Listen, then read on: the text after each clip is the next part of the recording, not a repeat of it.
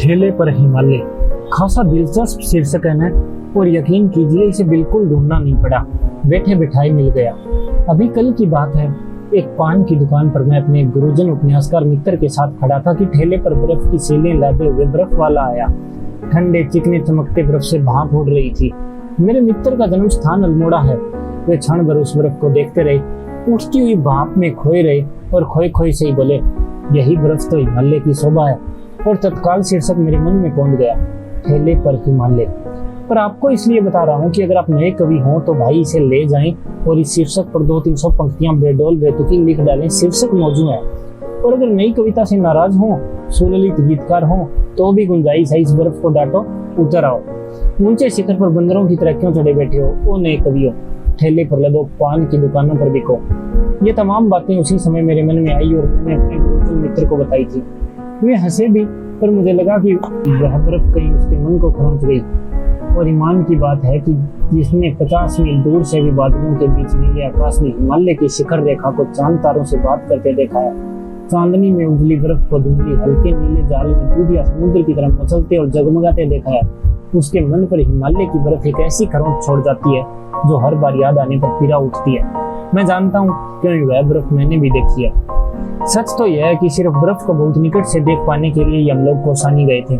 नैनीताल से रानीखेत और रानीखेत से मजकाली के भयानक मोड़ों को पार करते हुए कोसी से एक सड़क अल्मोड़े चली जाती है, दूसरी कौसानी। कितना कष्टप्रद, कितना सूखा और कितना कुरूप है वह रास्ता। पानी का कहीं नाम निशान नहीं, सूखे बुरे पहाड़, हरियाली का नाम नहीं। ढालों को काटकर बनाए हुए टेढ़े मेढ़े रास्तों पर अल्मोड़े का एक नौसिखिया और लापरवाह ड्राइवर, जिसने बस के तमाम मुसाफिरों की ऐसी हालत कर दी कि जब हम कोसी पहुंचे तो सभी के चेहरे पीले पड़ चुके थे। कौसानी जाने वाले सिर्फ हम दो थे, वहां उतर गए, बस अल्मोड़े चली गई। सामने के टीन के शेड में काठ की बेंच पर बैठकर हम वक्त काटते रहे।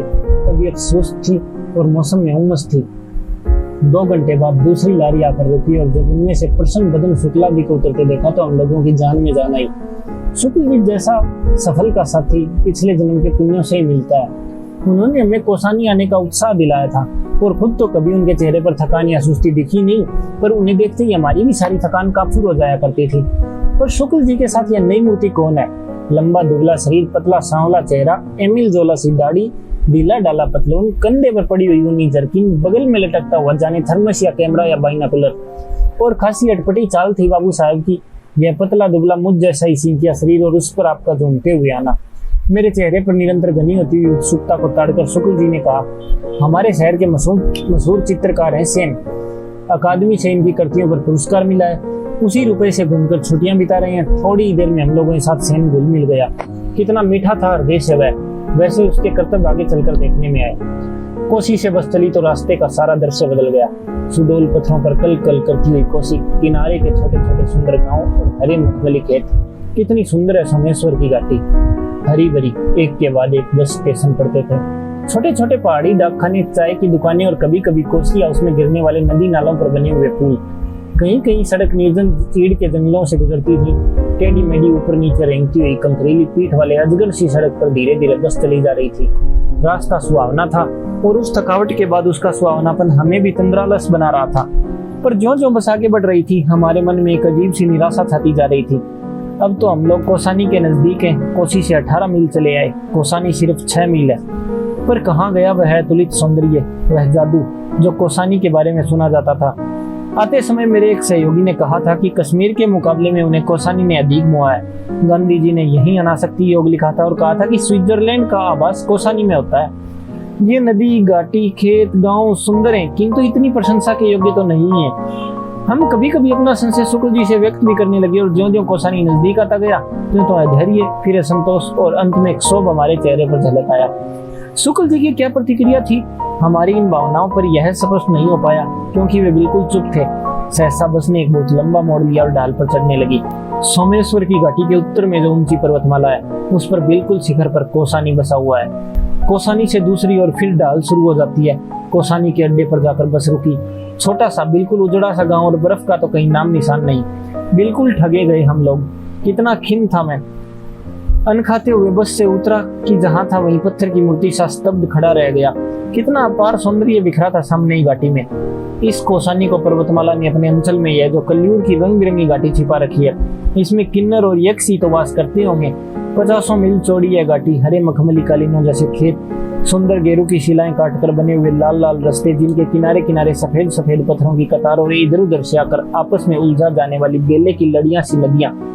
मन में बेसाख्ता यही आया कि इन बेलों की लड़ियों को उठाकर कलाई में लपेट रखूं, आंखों से लगा लूं। अकस्मात हम एक दूसरे लोक में चले आए थे। इतना सुकुमार, इतना सुंदर, इतना सजा हुआ और इतना निष्कलंक की लगा इस धरती पर तो जोते उतार कर पांव पहुंचकर आगे बढ़ना चाहिए। धीरे धीरे मेरी निगाहों ने इस घाटी को पार किया और जहां ये हरे खेत और नदियां और वन क्षितिज के धुंधलेपन में नीले कोहरे में घुल जाते थे, वहां पर कुछ छोटे पर्वतों का आभास अनुभव किया। उसके बाद बादल थे और फिर कुछ नहीं। कुछ देर उन बादलों में निगाह भटकती रही कि अकस्मात फिर एक हल्का सा विस्मय का धक्का मन को लगा। इन धीरे धीरे खिसकते हुए बादलों में यह कौन चीज है जो अटल है? यह छोटा सा बादल के टुकड़े सा, और कैसा अजब रंग है इसका, न सफेद, न रूपला, न हल्का नीला, पर तीनों का आभास देता हुआ। यह है क्या? बर्फ तो नहीं है। हाँ जी, बर्फ नहीं है, पर क्या है? अकस्मात बिजली सा यह विचार मेरे मन में कौंधा कि इसी घाटी के पार वह नगाधिराज पर्वत सम्राट हिमालय है। इन बादलों ने उसे ढांक रखा है। वैसे वह क्या सामने है? उसका एक कोई छोटा सा बाल स्वभाव वाला शिखर बादलों की खिड़की से झांक रहा है। मैं हर्षातिरेक से चीख उठा, बर्फ! वह देखो! शुक्ल जी, सेन सभी ने देखा, पर अकस्मात वह फिर लुप्त हो गया। लगा उसे बाल शिखर जान किसी ने अंदर खींच लिया। खिड़की से झांक रहा है, कहीं गिर न पड़े। और उस एक क्षण के हिम दर्शन ने हमें जाने क्या भर दिया था। सारी चिंता, निराशा, थकावट सब छूमंतर हो गई। हम सब आकुल उठे। अभी ये बादल छंट जाएंगे और फिर हिमालय हमारे सामने खड़ा होगा। नीरावर असीम सौंदर्य राशि हमारे सामने अभी अभी अपना घूंघट धीरे से खिसका देगी। और तब सचमुच मेरा दिल बुरी तरह धड़क रहा था। शुक्ल जी शांत थे, केवल मेरी ओर देखकर कभी कभी मुस्कुरा देते थे। जिसका अभिप्राय था, इतने अधीर थे। कोसानी आया भी नहीं और मुंह लटका लिया। अब समझे यहाँ का जादू। डाक बंगले से खान सामी ने बताया कि आप लोग बड़े खुशकिस्मत हैं साहब। 14 टूरिस्ट आकर हफ्ते भर पड़े रहे, बर्फ नहीं दिखी। आज तो आपके आते ही आसार खुलने के हो रहे हैं। सामान रख दिया, पर सभी बिना चाय पिए सामने के बरामदे में बैठे और एक टक सामने देखते रहे। बादल धीरे धीरे नीचे उतर रहे थे और एक एक कर नए नए शिखरों की हिम रेखाएं अनावृत हो रही थी। और फिर सब खुल गया। बाईं ओर से शुरू होकर दाईं ओर गहरे शून्य में दस्ती जाती हुई हिम शिखरों की उबड़ खाबड़ रहस्यमय रोमांचक श्रृंखला। हमारे मन में उस समय क्या भावनाएं उठ रही थी, अगर यह बता पाता तो यह खरोंच या पीर क्यों रह गई होती। सिर्फ एक धुंधला सा संवेदन इसका अवश्य था कि जैसे बर्फ की सील के सामने खड़े होने पर मुंह पर ठंडी ठंडी भाप लगती है, वैसे ही हिमालय की शीतलता माथे को छू रही है और सारे संघर्ष, सारे अंतर्द्वंद, सारे ताप नष्ट हो रहे हैं। क्यों पुराने साधकों ने दैहिक और भौतिक कष्टों को ताप का और उसे शामिल करने के लिए वे क्यों हिमालय जाते थे? यह पहली बार मेरी समझ में आ रहा था। और अकस्मात एक दूसरा तथ्य मेरे मन के क्षितिज पर उदित हुआ। कितनी कितनी पुरानी है यह हिम राशि। जाने कैसे हिम यानी कि एटर्नल स्लो, जाने की सादिम काल से यह शाश्वत अविनाशी हिम इन शिखरों पर जमा हुआ है। कुछ विदेशियों ने इसीलिए हिमालय की इस बर्फ को कहा है चिरंतन हिम। सूरज ढल रहा था और सुदूर शिखरों पर दर्रे, ग्लेशियर, ढाल, घाटियों का क्षीण आभास मिलने लगा था।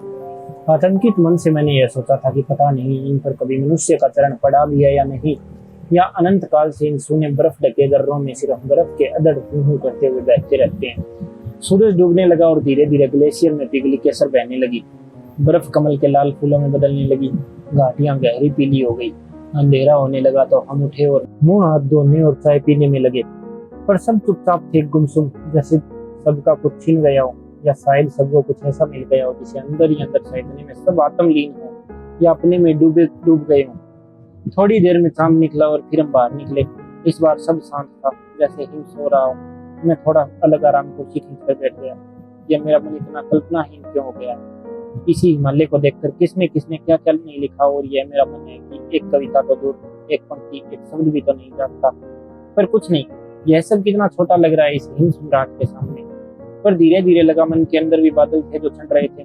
कुछ ऐसा उभर रहा था जो इन शिखरों की प्रकृति का है, जो इसी ऊंचाई पर उठने की चेष्टा कर रहा है ताकि इनसे इन्हीं के स्तर पर मिल सके। लगा यह हिमालय बड़े भाई की तरह ऊपर चढ़ गया है और मुझे छोटे भाई को नीचे खड़ा हुआ कुंठित और लज्जित देखकर थोड़ा उत्साहित भी कर रहा है। स्नेह भरी चुनौती दे रहा है, हिम्मत है, नीचे उठोगे? और सहसा सन्नाटा तोड़कर सेन रविंद्र की कोई पंक्ति गा उठा और जैसे तंद्रा टूट गई और हम सक्रिय हो उठे। पदम में शक्ति, उल्लास, आनंद जैसे हम में छलक पड़ा था। सबसे अधिक खुश था सेन। बच्चों की तरह चंचल, चिड़ियों की तरह चहकता हुआ बोला, भाई साहब हम तो वंडरस्ट्रक हैं कि यह भगवान का क्या क्या करतूत इस हिमालय में होता है। इस पर हमारी हंसी मुश्किल से ठंडी हो पाई थी कि अकस्मात वह शीर्षासन करने लगा। पूछा गया तो बोला, हम नए पर्सपेक्टिव से हिमालय देखेगा। बाद में मालूम हुआ कि वह मुंबई के अत्याधुनिक चित्रशैली से थोड़ा नाराज है और कहने लगा, वो सब जीनियस लोग सिर का बल खड़ा होकर दुनिया को देखता है, इसी से हम भी सिर का बल हिमालय देखता है। दूसरे दिन घाटी में उतरकर 12 मील चलकर हम बैजनाथ पहुंचे, जहाँ गोमती बहती है। गोमती की उज्जवल जलराशि में हिमालय की बर्फीली चोटियों की छाया तैर रही थी। पता नहीं उन शिखरों पर कब पहुंचूं, पर उस जल में तैरते हुए हिमालय से जी भरकर बैठा, उसमें डूबा रहा। आज भी उसकी याद आती है तो मन पीड़ा उठता है। कल ठेले के बर्फ को देखकर वे मेरे मित्र उपन्यासकार किस तरह स्मृतियों में डूब गए, उस दर्द को समझता का ही बहाना है। वे बर्फ की ऊंचाइयां बार बार बुलाती हैं और हमें कि चौराहों पर खड़े ठेले पर लदकर निकलने वाली बर्फ को ही देखकर मन बहला लेते हैं। किसी ऐसे बिछड़ में ऐसे ही ठेलों पर लदे हिमालय से गिरकर ही तो तुलसी ने कहा था, कब हूँ हो यही रहनी रहोगो, मैं क्या कभी ऐसे ही रह सकूंगा वास्तविक हिम शिखरों की ऊंचाइयों पर। और तब मन में आता है कि फिर हिमालय को किसी के हाथ संदेशा भेज दूं, नहीं बंधु आऊंगा, मैं फिर लौट लौट कर वहीं आऊंगा। नई ऊंचाइयों पर, उन्हीं ऊंचाइयों पर तो मेरा आवास है। वही मन रमता है, मैं करूं तो क्या करूं।